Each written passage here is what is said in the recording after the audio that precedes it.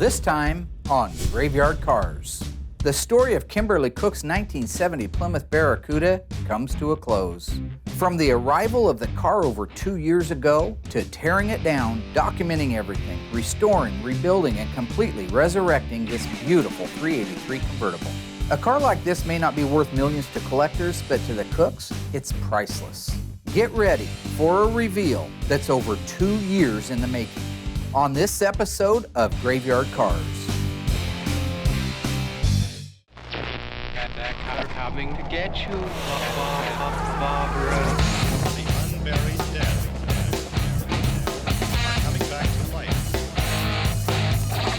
I'm Mark Warman, and together with the most critical man in the world, Darren Kirkpatrick. Give me a gun! My son-in-law, Josh. Oh, yeah! And my best friend, Roy. Well, all right! We bring dead muscle cars back to life, to exactly the way they were on the day they were born. If we don't kill each other. It's gonna be a bloodbath.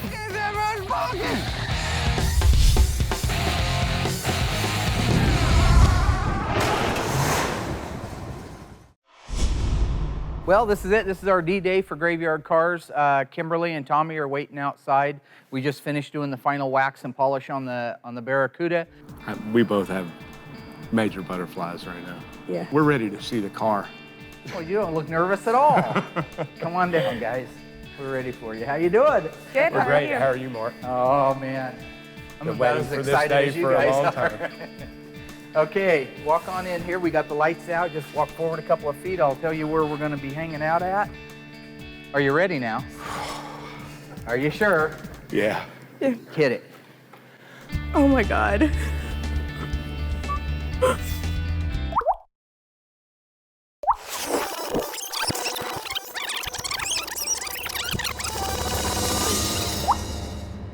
A little over 2 years ago, I got a phone call from Tommy Cook. His wife, Kimberly, was there with him when they made the call. They shared with me the story about the car, about how it had belonged to her father and that he had passed away and that they were interested in getting some restoration work done. We're swamped all the time. We're constantly busy, but I also have it in my heart not to turn anybody down for something that I believe just plain needs to be done. In the case of Kimberly Cook's little Barracuda, it's not a $2 million car when it's done. It's not a $1 million car when it's done, but to her, it's a priceless car when it's done. When the car was unloaded out of the back of the transport rig, I really was impressed with the fact that it was a good, clean, nice, solid, original car. Well, the thing about Graveyard Carz is it's just known for bringing in the worst, the deadest, the most dilapidated, neglected cars on the planet. Well, those cars have sat for 40 years. Cars that sit for 40 years, it does more damage to them than if they're driven for 40 years. When they come to us, very, very rarely run and drive under their own power. So to have Kimberly's little car show up and know that you could hit the key and actually buzz around, pull it in and out of the shop, just a really nice thing to have happen and very unusual. This is a really neat car, bro. Only made 59 of them. This is one of 59. It's a really cool car. No telling how many of them are left, probably just a handful. 383 two-barrel automatic. They made 0 383 four-speed cars with a two-barrel. Really? All automatics with a two-barrel. Come on, guys. I was sitting in it earlier. I like the, what? We need to clean the mess up. We got to get going. I don't know why you're even worried about that. Yeah, deal. breaks. We're just checking it out. No, you just finished your little fat lunch, okay? I'm saying that I asked you guys 20 minutes ago to clean up the mess. You clean up the mess from the fender, okay? I don't know why you're sitting in a car. You haven't earned the right to sit in the car.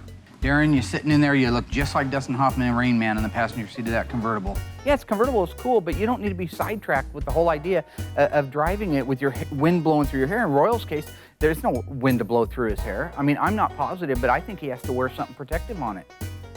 I don't mean that bad. There they are. Hi, Kimberly. Yes. Mark, nice Hi. to meet Nice you. to meet you. Kimberly and Tommy are just an adorable couple. They're really cool people. They live in Alabama, big time sports fans, love their Mopars. Ultimately, though, at the end of the day, I had a good feeling that I had made the right decision on bringing the car in after I had met them. I mean, I always knew that, but sometimes the people show up and you go, I would rather, Tom Partridge, for example, is a great example of that. But these guys are really cool, and it was nice to meet them. So after they showed up, we had a chance to go around, show them the shop, and they were sharing some of the stories that of the car and the memories and the things that they remember about their father associated with the car. Well, this car is extremely special to my wife. My dad bought the Barracuda in 1978, 2 years before I was even born, and I spent my childhood in the car, especially in the summertime. My dad coached my t-ball and softball teams, and we went everywhere in it with my dad and my sister, and just grew up in the car. Well, in 1995, when my sister was killed in a car accident, my dad just kind of hung the key up and didn't drive it anymore. It was like it wasn't enjoyable to him.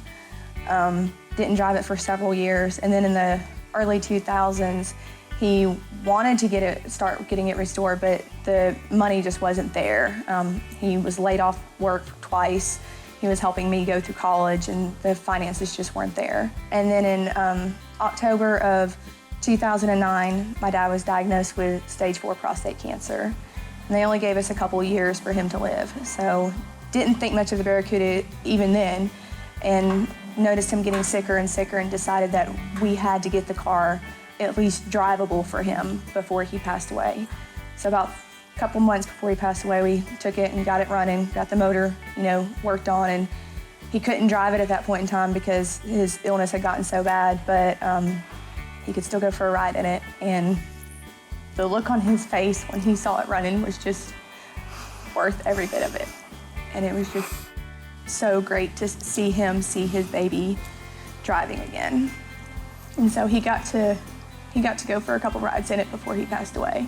It's 1 year to the day that since he's passed away, and I find it fitting that his baby is in your shop awaiting its restoration.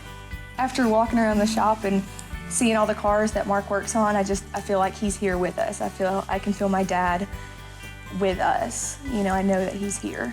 Yeah, I think the car is going to look amazing when it's finished.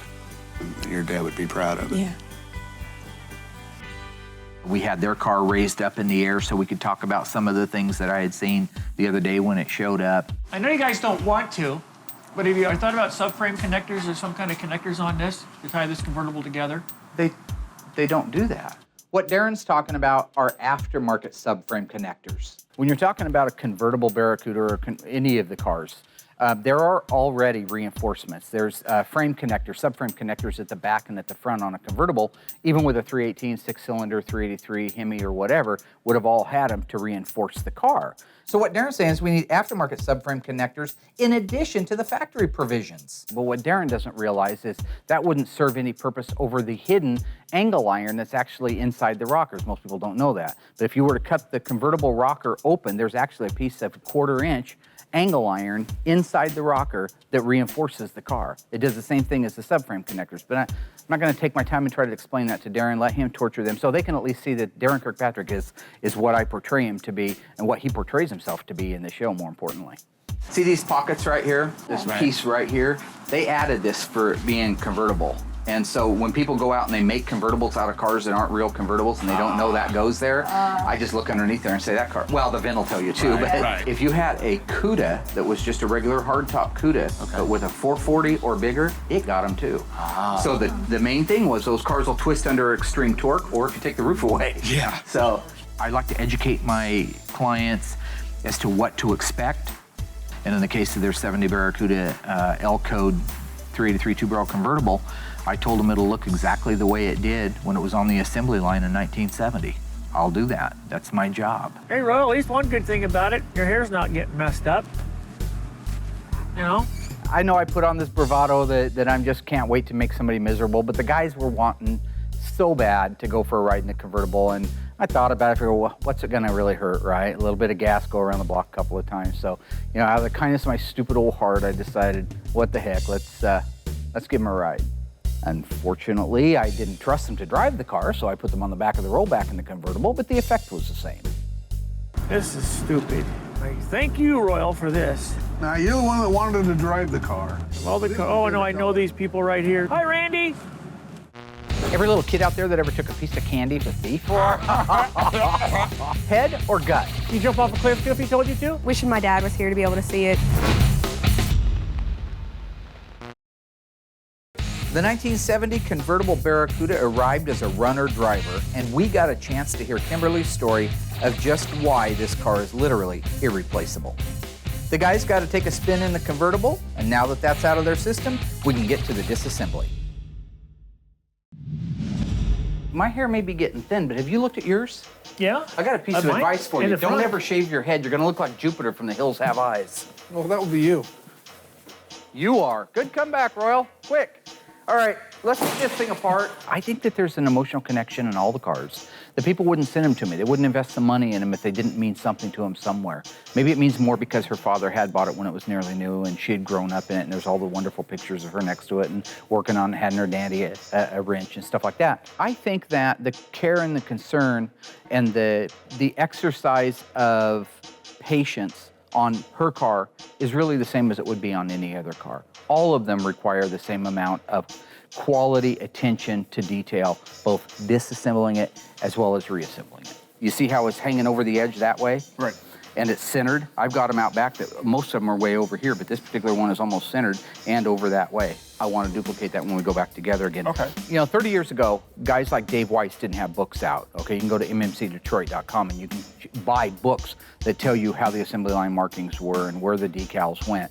But again, these are reference photos from other cars.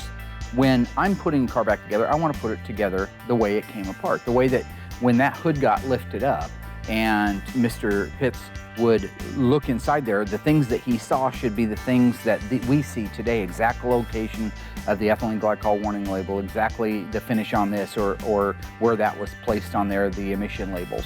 Things like that, they're preserving the heritage of the car. And would they make any difference, and would anybody except the guy that took it apart? No, probably not.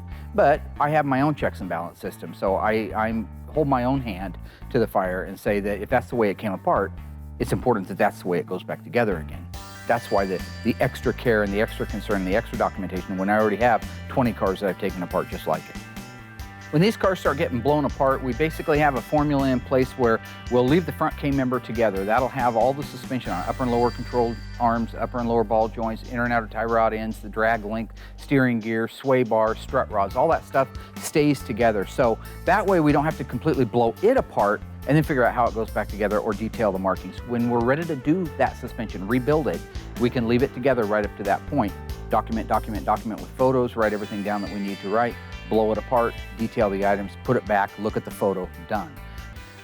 That's how we keep track of things up until the moment where the cars are ready to actually go back together again or ready to be detailed. Because if you did, there's probably 15,000 parts that make up one of these cars. And I think it would be a lot more taxing on us as restoration technicians to try to do that at 15,000 parts at one time than components. We kind of compartmentalize everything we do. Once we got the car to a point where really there was just some stuff left on it under the hood, some bracketry, some firewall stuff, seats, things like that, I turned it all over to Derek and Lucky, who are competent, good body men. They're hardworking guys. They know how important it is to preserve the pieces that are coming off. So that way they could get going on that and we could take the well-deserved lunch break because I was hungry, you know. I got an eating disorder, all right? That makes you happy. The case of the convertible top being out in the dirt is one of the biggest slap in the faces to a guy like me. I mean, I work so hard to preserve the things that come off of these cars for sometimes years at a time. I mean, it's a convertible top. Why is it doing that? See, in his mind, since we're going to recondition it, it doesn't matter. He never heard the term preserve the integrity, preserve the integrity. When you're in the collision business, you have a responsibility. Is it back there? Son of a... Why did it take two of you to get it out of there when Josh put it back there by himself? To find out that somebody can't follow the basic instructions of putting the parts in a pot. I don't care if you don't have time to put them on a shelf. Just get them in out of the weather. You know, I'm quick to jump the gun sometimes, and you know, Derek does a great job. I guess Derek was the one that put it out there. He probably had a reason. He might have been seasoning the metal, you know? You shouldn't jump to conclusions. That's the point. Judge a book by its cover. Royal and Darren did a great job taking the top apart. They're really, they handed me back my camera and there was like 150 photographs, which is awesome because those are the things that you're going to need when you go back together, especially being this is a mechanical top and not a power top. So there are things that are unique to it. And I don't have another manual convertible top in the whole place. So they really did. Once we got over the hurdle of finding the part and getting it over there, the disassembly went well and the inventory and the parts went well. So that's a nice thing to have off of our plate so we can start getting the parts cleaned and ready for reassembly. The disassembly of the car went fairly smoothly. Again, a lot of parts on, a lot more than usual. These cars usually come in as skeletons. So with this being a complete runner driver and working on a bit of a budget, we were going to reuse some of the critical things in there. For example, the engine had been rebuilt, so we didn't want to just take the engine out and set it out back. We wanted to preserve the integrity of the parts that were coming off. So a bit more caution and a bit more care was used in the disassembly, inventorying, and storage of the parts off this car. But at the end of the day, it came apart nicely and it's now ready to go up to the dipper. The Dodge and Plymouth B bodies were available from the manufacturer up until 1970 with a convertible top. True or false? You could order that convertible top with or without power assist. The answer coming up after the break. So could you order your favorite Plymouth or Dodge B body with a power or a manual convertible top? The answer is false. While the E-body in 1970 and 1971 was available with a manual convertible top and a power top, the B-bodies, probably due to the size of the top, were only available with the full power assist. Visit graveyardcars.com to learn more. The disassembly and documentation of the Cook 70 Barracuda convertible went beautifully. We did have a hiccup with the convertible top being dumped out back in the dirt, but we found it and we got it torn down and we got it documented. Next up, Derek's building out the rear leaf springs and suspension for the car. Derek is a great asset here at GYC. When Mark's in the office faking ordering parts, and Josh's on his phone texting who knows what guy wherever he is in the world, I can always depend on Derek. He's out here, got his nose to the grindstone. So right now I'm assembling the rear leaf springs for Cook 70 Barracuda. They're all powder coated, so all we have to do is put our little slips on here so everything will function properly, nice and quiet. This is our center spacer, which is basically galvanized tin, and they go in the center between each spring so that we have no metal-to-metal contact when everything is bolted together. Okay, this is our rear shackle.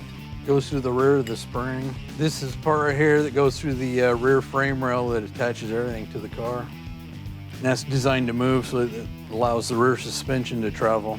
So this one's done. I'll go ahead and I'll do the next one, and then I'll roll it over to the housing and we'll get her bolted up and put her underneath the car. So I gotta set the third member on here, bolt it up, and then press a couple bearings on and put the axles in and then get the brakes done. My favorite rear axle to work on is the 8 3/4 Mopar. It's so simple. You've got a third member carrier, you bolt it into the housing, it's got the sure grip and the gears, everything's in it. You slide the left axle in, you slide the right axle in, you bolt them down, and all of a sudden you've got a rear end assembly. It's a very nice system, it's bulletproof. You finish putting your leaf springs on it, detail it out, and you're ready to bolt it in the car. And that's about it. Tighten everything up over there and we are ready to do brakes. The Cook's Barracuda is patiently waiting on the shop to be restored. The deadline, the delivery date is getting closer each and every day. Look at here, get that just right. You can see them, it won't come out either. You see that? Yeah. We have several QC checkpoints throughout the build of a car. This isn't used car work. This is top-notch quality restoration work. So I want to make sure everything is aligned and ready to go together so we can start putting the trim, ornamentation, top, interior, motor, and transmission in that. The car is actually a very beautiful green. It's the F8 green. It's got a gorgeous look to it. Currently, we have all of the body and paint work done, all the fit and all the finish. Everything is ready for assembly. We've got the engine over at the machine shop getting the final machine work done, so I can assemble it here in the next couple of weeks. We're trying for late spring to be able to have this car back to the Cooks. All in all, I'm pretty happy with how the cars are looking. Vast improvement in the last few years, and really they do look good. Nothing is perfect. A few little problems here or there, but nothing can't be fixed with a buffer or whatnot. This one looks pretty good. I'm good on this one. I think it's ready to go together. Any nicks and bruises it gets from here, they're gonna have to spot it in anyway, so. Nice. Nice. It's the craziest thing on these HP exhaust manifolds. There's a vulnerable spot on the right-hand manifold that half of them we've looked at in the past are broken, the other half have been good, but right now we're just running through one after the other that all split out right there. Unfortunately for Chips, we're gonna go back to the parts car that he's volunteered, by the way. Darren's original exhaust manifold. Oh, you don't want to be the guy to put it on? I think there's a modicum of understandability when it comes to borrowing things. As long as you give them back in a reasonable amount of time or before the guy dies, I think that's the most important thing. Every little kid out there that ever took a piece of candy from the store when everybody's back was turned a thief, or is he a little kid? All right? I am not a crook. I am not a crook. Okay, when you go to put that on, you usually got to give it, like these get a little bit banged up. Okay. Because they're just tin. Right. So try to get that to, if you need to force it on there, you can do that. Just like that. These are the special long nuts, the sleeve nuts they call them. See there's threads in there because these manifolds have a hole in them. Here you see the manifold's exposed, you just put a nut on it. But back here, if you went to try to put a nut on it, how are you ever gonna get a socket on it? You're not. So you have to put this in there. Up until just a few years ago, it was really hard to find those, but now Chrysler, amongst a bunch of other people, are reproducing them. That's a factory Mopar deal there. Now the original ones, at least on the ones that come off most of these, did not have these threaded holes in them. Now just remember, you want to do this, you want to straighten these back out once you get the manifold on, or you'll have a hell of a time putting your plug wires on, right? We, miraculously, will be ready to roll it in the booth and paint it. Chrysler Corporate Blue. Let's roll it in there, monkey. Ooh, ooh.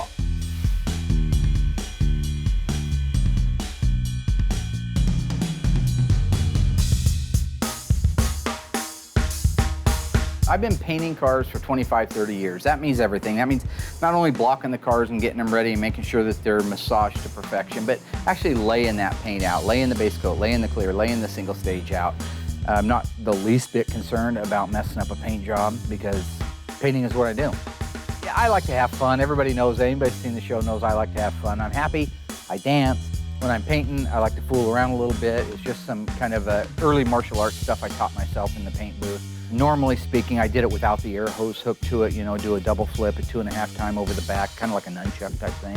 If I'm doing a 50% overlap on a panel, I have no problem with my skill sets to do the 50% overlap, come off the end, do a 2.5 gainer, flip it, catch it by the lid, put it back in my hand, pull the trigger and come back with a perfect 50% pass. And when I walk away, it looks like God painted it. So, can't say the God thing because that's, I think that's a little blasphemous. So I would probably change it from God to more like Heavenly Choir of Angels, maybe painted it. This is a V-Code 1971 446 back 4-speed Dana Super Track pack car. You do something freaky. The thing looks amazing. It's beautiful. So today I'm over at the Bud Light Studios at K-Fly 101.5 in Eugene. They're the sister town to Springfield. So they just wanted a, you know, a celebrity on the show. Probably one of the biggest ones. I mean, I'm not putting words in your mouth, but probably one of the bigger ones that they've ever had.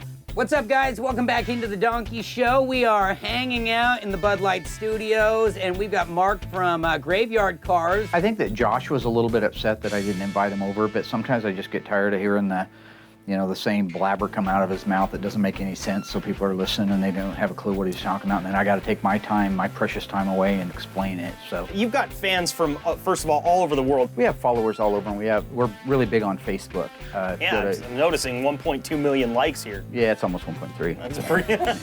You ever deal with that since you're so popular? I mean, you guys have, you're on in all these different countries. You got to have people coming in trying to knock down your door.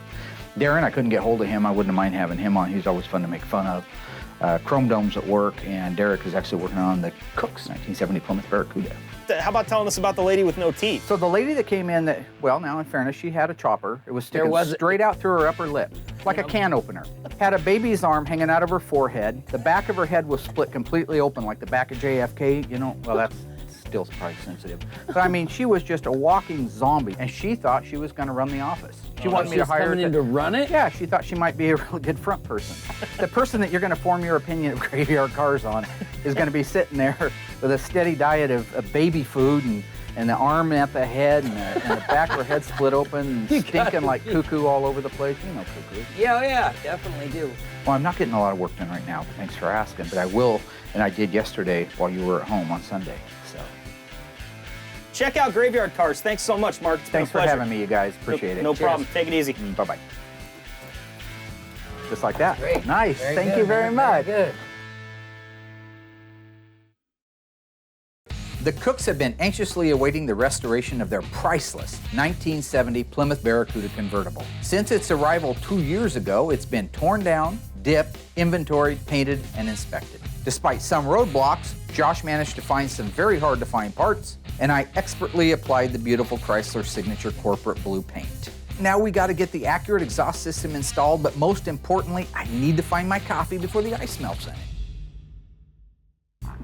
You have one, start cutting the plastic off of them. We got the exhaust system installed in the Barracuda. Again, this is a dual exhaust system that would be standard on a 383 4-barrel or a Magnum engine, or the same as a 440. That system's the same, but we are putting it on a 383 2-barrel. Just remember that the exhaust manifolds on a 383 2-barrel are still the HP, even from the factory.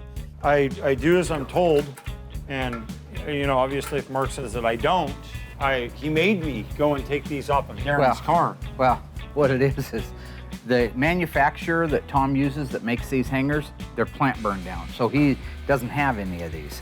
We didn't have any good used ones, and then I got to thinking, Darren's car had them on because Tom gave him the exhaust system for his car. So we just went over and got these off of his car, which I'm sure he'll be fine with it. Yeah, I borrowed the hangers off the car, okay? The way I look at it is like this, okay? Probably I paid for the damn things the first time around. He puts them on the car and lets them sit out there and rust because he won't touch his car. Our deal was, I will help you do your car, but you got to start it. You got to initiate it. That was our deal. That's what we had in blood oath. You bring the car in, you get it blown off, dried off, and I will help you at that point. He never takes the initiative to do that, so the car sits outside. All right, not my fault, his fault. Where's my coffee? You do something, freak? I have two questions for you. Jugular. Head or gut? Just, okay, riddle me this. Head or gut? Probably. It's your muffin.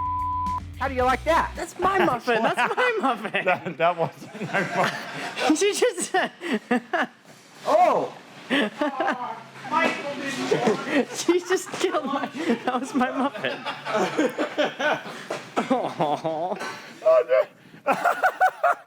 Oh, sorry. You got it. Where you go, man? See, that's what happens when you're dealing with the eyed clowns. All they know is to hide something. They don't know what comedy is. They don't know what common sense is. They don't know how to come up with quick, clever, witted lines like mine. You know, and then they forced me to ruin some poor guy's muffin that wasn't even, sorry. If you remember when we first brought this car in, it's 383 2-barrel, it's an L code. It was a single exhaust car.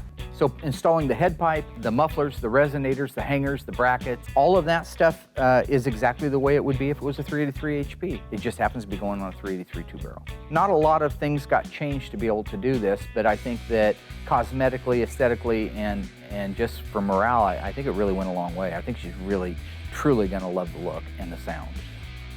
Nice, I love that. Look at that. So sweet when it goes on. So right now we're getting ready to put the resonators on. What's cool with Tom down at Accurate Exhaust is he's a diehard Mopar guy. I mean, he makes Mopar systems for practically every muscle car that's ever been built.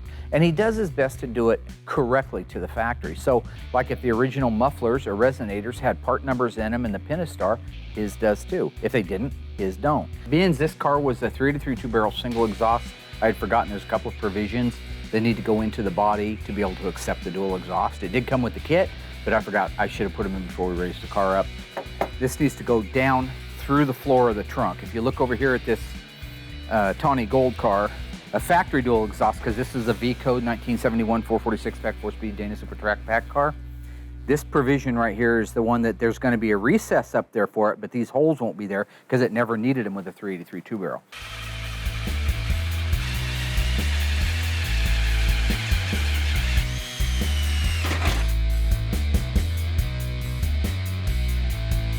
So he's just now hanging the bracket.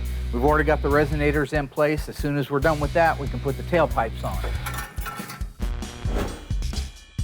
The legendary 1969 to 1971 426 Hemi required an oval-shaped air cleaner. What was the reason for that? Low clearance under the hood. All 426 Hemis were cold air induction, or all 426 Hemis came with a mandatory dual 4 carburetor setup? The answer coming up after the break.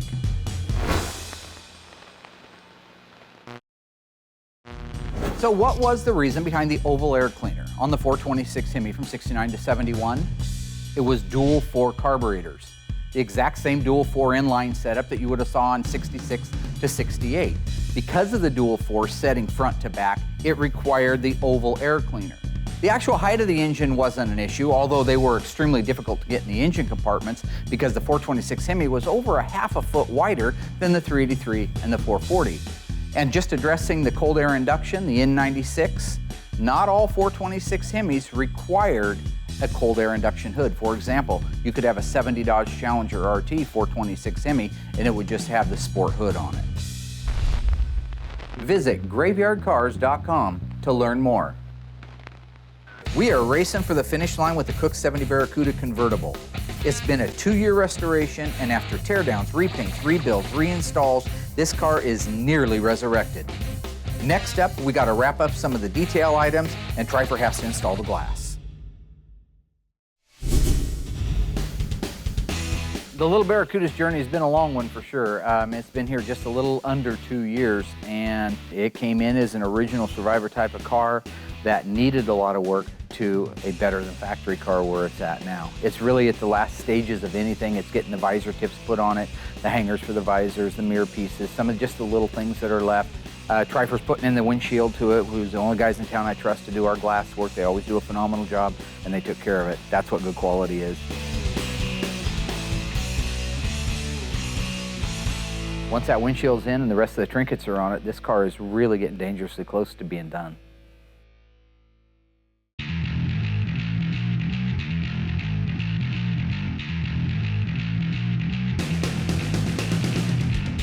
We're just doing the final wrap up on Kimberly Cook's car, which is installing like the console, the shifter. We got the road lamps going on, bumpers, trim ornamentation, seats. As soon as that's done, we're gonna be out of the woods on it. We just got the car raised up in the air, and here comes the Grim Reaper, eyeballing with them crazy eyes. Oh, this is, one of these is missing, my brackets, this is all apart right here. Everything's been taken apart. And they stole all my exhaust. Ridiculous. The nice thing about Darren is he's easily distracted. So in this case, I sent him out back to grab some extra parts. That'll keep him out of my hair so we can finish the moldings, the seats, and the few things that are left like the windshield wipers. What we're doing right now with the lower reveal molding is these things get misshapen a little bit. And where they meet the glass, if they're not flush against this glass, then the windshield wiper hits it when it goes over it. It runs down, bottoms out, clicks over it. So we got to reshape it a little bit so it hugs that windshield really tight. Unfortunately, that means you got to take the wipers and all your good alignment stuff off. You get that last knot, that screw loose? I did. Okay. So what happens is when you put these screws in, this isn't flush up against the windshield. So we've got to stake this thing in a way that when we do tighten these screws down, that this thing snaps tight up against the windshield.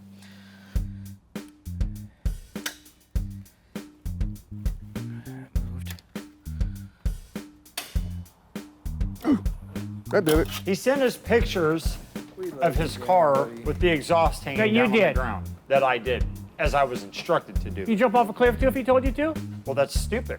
Classic graveyard cars. As soon as we get a rhythm going, as soon as we start making headway, I get Darren sidetracked thinking of something else. Josh comes along and brings it up again. He rekindles the fire. You're creating a felony. I'm creating a felony. Yeah. Is that why you sent It's me only a a picture of felony the if police it's over a department? certain dollar You're just as stupid for having your car there, knowing that something's going to get taken off anyways. You're gonna think when the police interview you, let's see what you tell them when they interview you, Josh. You know, I am so tired of hearing about Darren's rolled over, kicked in pile of monkey dung. You know, but the car's absolutely worth more dead than it is alive. The parts that it's donating, it's like somebody that dies. It's unfortunate that they died, but you just helped somebody like me live. Should be grateful. Should be sending me a thank you card. When I'm done with it, it's gonna need a salvage title. Maybe I'm done with you, you'll need a salvage title. You are a salvage title. Oh, you best get on the other side of the net. You've been served. Match game point. Go ahead and glue the wipers together, okay? How do you like that laugh? A little crazy, isn't it?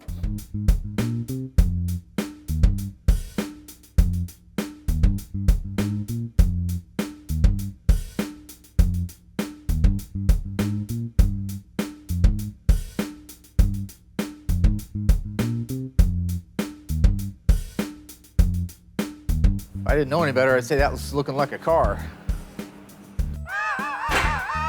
Yeah, here's your moment. This is all you've been asking for. And what were you doing? This is your whole deal you've been waiting for. You've This is what you've been waiting for. I'm hungry. We got the seats bolted in, tightened down. The final right adjustment height with the torsion bars is set, and we are now ready for the grand reveal of the most beautiful 1970 Plymouth Barracuda 383 two-barrel manual convertible top EF8 green that the world has ever known, seen, or will see again.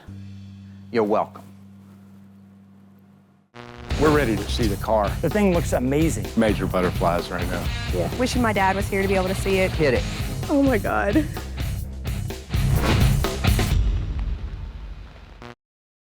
Much like a wedding, the Cook's convertible Barracuda has something old, something new, something borrowed, and something blue. I promised Kimberly and Tom to restore their priceless heirloom to factory condition. And after 2 years of anxiously waiting, it's time for the reveal. Well, this is it. This is our D-Day for Graveyard Cars. Kimberly and Tommy are waiting outside. We just finished doing the final wax and polish on the Barracuda. It's been 2 years. 2 years almost to the day that we dropped the car off with Mark, and it's a once-in-a-lifetime thing. I grew up in this car and never actually thought I'd see the day where it was restored, and here it is, so can't wait. Her dad bought that car when she was just a little girl, and she has great memories of it. The top was never nice on the car. I guess it was kind of ratted out by the time they got it in the mid-70s, so this is probably the first time she'll get to see it with the nice new correct top on it and installed, but not to mention everything in the car is restored. I'm very happy for her. Yeah, can't wait. I'm really excited to see her and Tommy finally get their dream back to them. We both have major butterflies right now. Yeah. We're ready to see the car. Well, you don't look nervous at all. Are you ready now? Are you sure? Yeah. Hit it. Oh my God. I'm speechless.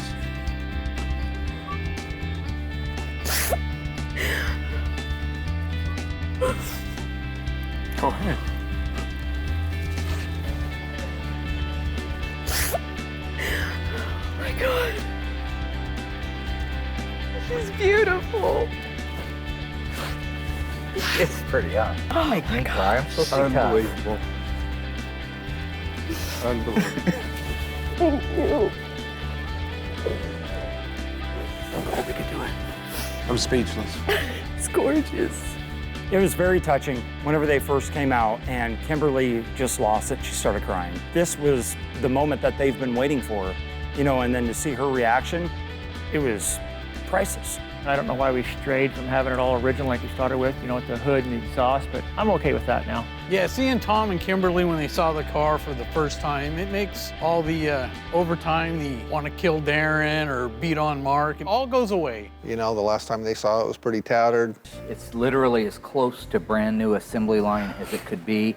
The only thing I didn't do was I didn't replace the steering wheel, because this is the one that your dad had his hands on, and you probably as a little girl in there playing. Yeah. So I wanted to present you with the original wheel, and I've got 3 little nuts here to put it on with and a ratchet.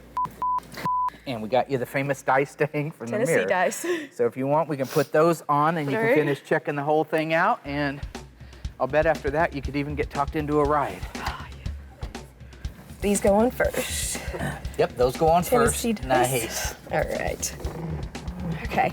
This, even Darren can't screw up. So there's a slot right here. You know, it's funny because you work a long time for these days for the delivery day. I mean, I know in some cases it happens a lot faster in other worlds, but in our world, it takes time to do one of these cars right. So you've got a long time to think about making sure that the car's right so that when that person finally gets here to check the car out, that they have the reaction that we got today. We're gonna have Ro put the rest of the wheel on and connect the horn. You guys wanna look under the hood? Yeah. All right. And there's everything exactly the way it was on the assembly line. Oh my gosh. In Hamtramck, Michigan. Oh, looks so good. It's a big job. Amazing. It's a big job. Yeah. If you just notice a few things, this is your original radiator, the 958 radiator, but the core was bad. So Right. got a new core in it. This has the correct thermoscussion clutch fan on it. You've got your date-coded voltage regulator, date-coded PCV. Well, your PCV's over there. This is your power brake hose, date-coded heater hoses. Classic Auto Air completely restored the system. That's why this all looks brand new.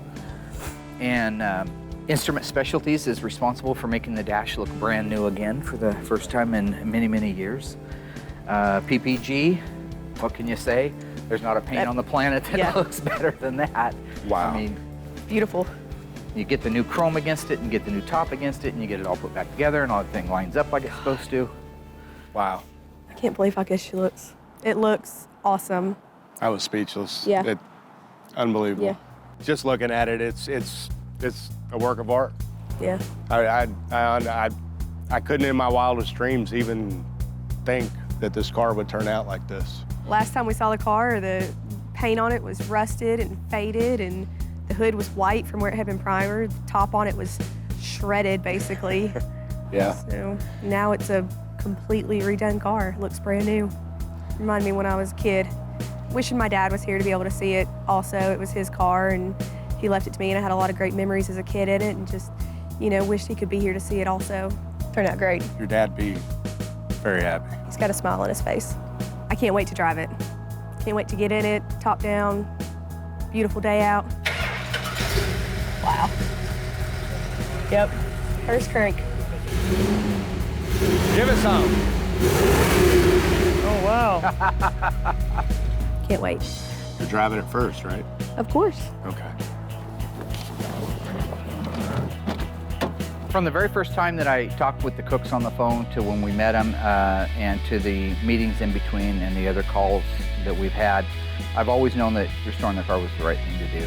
And never was there a time that it was more obvious to me than seeing the car done, seeing the reaction, seeing that Graveyard Carz has done something that I think is only a few people in the world are doing. We're not just restoring cars, but we're restoring and reliving dreams and memories. And so when you put all those together, I am honored to be a part of that journey as well as I am all of the journeys that we've been on at Graveyard Carz. It drove great. It drove like a brand new car. The last time I drove it, it sounded like it was about to fall up to pieces because everything was loose on it. It's kind of like we're at a dealership test driving a new car. Way better than I ever could imagine it would. The car turned out beautiful. It looked really good in the shop, but nothing like it looked when we took it outside in the sun. I'm not just saying that because it's my favorite color. The sun, just really the natural lights just bring out all the colors of the paint. The finished product of the car right now, oh my God, it's like a 180. The thing looks amazing. It's pretty much a one-of-one car. That it's a big block and it only has a 2-barrel carburetor. And on top of that, it's an air conditioning car, being a convertible. You didn't see a lot of that. My favorite part about the car is probably her story about her and her dad and everyone. It's part of the family. It's been part of the family since 1977. So I think it'll continue to be a big part of the family now. Mark brought the car back to life, and I'm sure my dad has a huge smile on his face and loves seeing it the way it is.